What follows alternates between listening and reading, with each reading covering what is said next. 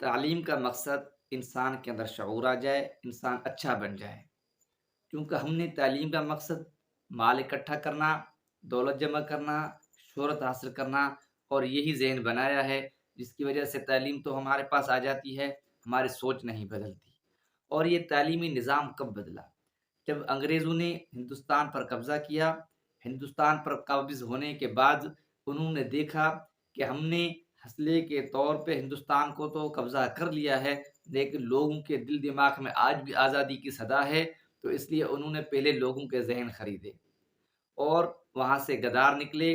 جو غدار لوگ تھے انہوں نے ان انگریزوں کے لیے اور راستے آسان کر دیے۔ اس کے بعد انہوں نے تعلیمی نظام کو ختم کرنا چاہا۔ جو اس وقت دلی کے اندر 200 بڑے مدارس جو کالجی سطح پر، جس میں علوم اور فنون اس کے ساتھ اسلامیات پڑھائی جاتی تھی، ان انگریزوں نے وہ نظام اور وہ تعلیم ختم کر کے از سر نو اپنے قانون کے مطابق انہوں نے تعلیم شروع کی۔ پھر جس کا نتیجہ یہ نکلا کہ ان کے اس دور کی تعلیم سے نہ کوئی ماہر طب نکلا، نہ ہی کوئی اچھا سیاستدان نکلا، اور نہ ہی کوئی انگریزی دان نکلا، اور نہ ہی کوئی ریاضی دان نکلا۔ اس کے بعد ان کا مقصد کیا تھا؟ مقصد یہ تھا کہ لوگوں کو ذہنی طور پہ غلام بنایا جائے، یہ علوم اور فنون ہر چیز کے اعتبار سے ہمارے غلام ہو اور یہ ان کے ذہنیت کے اندر جم جائے۔ اس کے بعد لارڈ میکالے، جو انگلینڈ کا ماہر تعلیم تھا، اور اس نے ایک جگہ پہ یہ بیان بھی کیا کہ جب ہم نے انڈیا پر قبضہ تو کر لیا ہے، اب یہ ہے کہ ہمیں ایسے لوگ درکار ہیں جو ہمارے اور انڈیا کے درمیان میں بالکل ہمارے لیے راستے ہوں، ہمارے لیے یہ دونوں طرف سے جانبین سے آسانیاں پیدا کریں۔ اور لوگ کیسے ہوں؟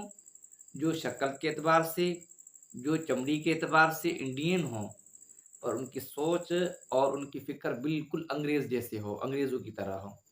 کیونکہ ان کا مقصد کیا تھا کہ لوگوں سے خدا اور خدا کا خوف نکالا جائے اور اسلام نکالا جائے، تاکہ یہ بالکل جو ہے انگریز کی غلامی کریں۔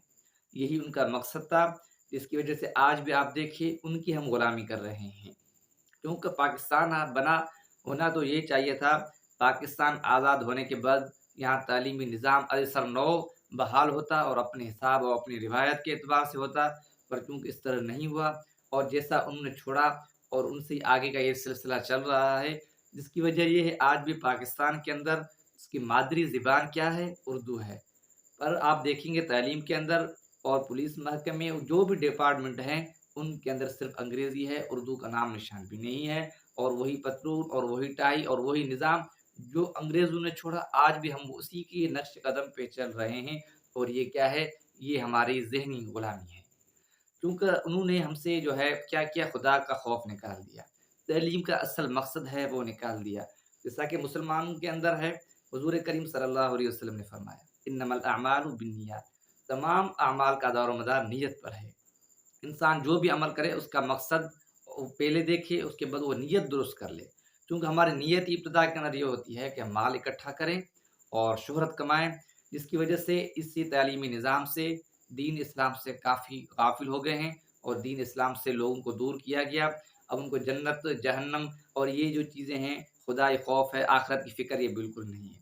جب وہاں سے وہ تعلیمی نظام مکمل کر کے جب بندہ پہنچتا ہے، اس کے بعد اس کو یہ تعلیم آخرت، قیامت یا اسلام، اس کے متعلق جو چیزیں ہیں وہ مذاق سمجھتے ہیں۔ وہ کہتے ہیں کہ یہ کچھ بھی نہیں ہے، یہ اسی تعلیمی نظام کی وجہ ہے۔